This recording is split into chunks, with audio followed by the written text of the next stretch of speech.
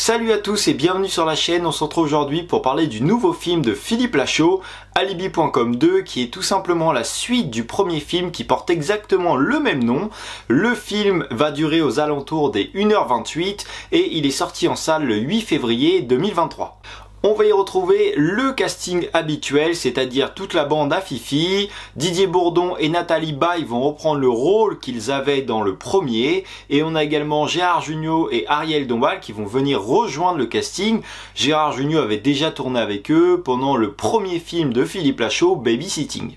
Le deuxième volet va vraiment commencer là où le premier s'était arrêté. Greg a dû fermer son entreprise d'alibi pour pouvoir garder Flo. Il mène maintenant une vie bien rangée, bien sage et va décider de la demander en mariage. Ses beaux-parents et Flo elle-même veulent rencontrer ses parents. Une chose qui ne s'avère pas forcément facile puisque son père est un escroc minable et sa mère une ancienne actrice de charme. Il va donc décider de réouvrir son agence d'alibi. Ça fait longtemps que j'ai pas vu une comédie et en plus une comédie française aussi bonne. Alors bien sûr j'ai vu des bons films jusque là mais rien de comparable à celui-là. Et franchement pour moi c'est vraiment le meilleur film de Philippe Lachaud depuis Babysitting.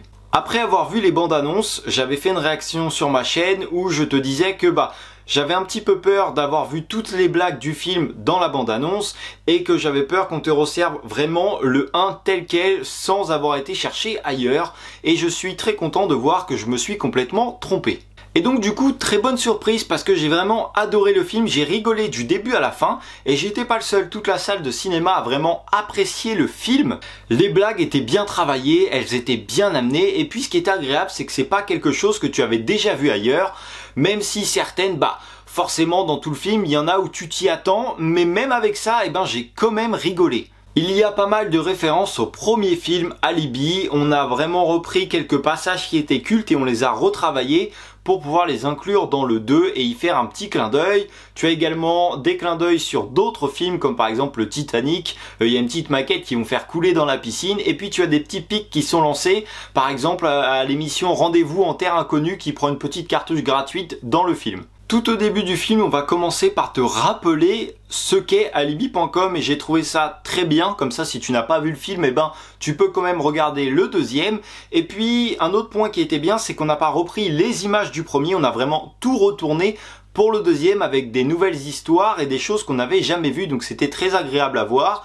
Et puis il y a un autre point que j'ai bien aimé, c'est que dans le deuxième, il va réouvrir son agence d'alibi et puis tout va tourner autour de ça. Et ce qui est pas mal, sinon le titre Alibi.com n'aurait plus aucun intérêt. Ils veulent faire un film qui a de l'allure et pour moi ils s'en donnent les moyens. On a le droit à des vraies cascades et pas le mec qui va tomber sur son canapé juste à côté. Voilà, c'est la seule action du film. On a des vraies choses et chaque scène est vraiment pensée et fait pour que ça soit amené de la meilleure façon possible pour que visuellement ça soit vraiment sympa à voir et que tu sois en immersion dans ton film. Ce que j'ai apprécié aussi, je l'ai dit un petit peu juste avant, mais c'est que on est resté fidèle à ce qu'était Alibi.com.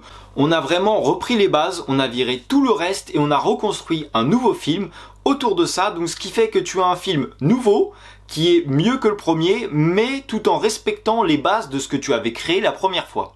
Au niveau des acteurs, j'ai vraiment rien à dire, tout le monde joue très bien son rôle, on va vraiment ressentir les émotions de chaque personnage et tu arrives même à t'identifier à certains. Et voilà, pour moi c'était vraiment un super film, j'ai passé 1h30 de plaisir à regarder cette comédie, à vraiment être en immersion dans mon film et à être déconnecté de la réalité. N'hésite pas à me dire ce que tu as pensé du film, si tu as aimé ou pas du tout, n'hésite pas à liker la vidéo et à t'abonner à la chaîne. Moi je te dis à la prochaine pour une nouvelle vidéo, salut!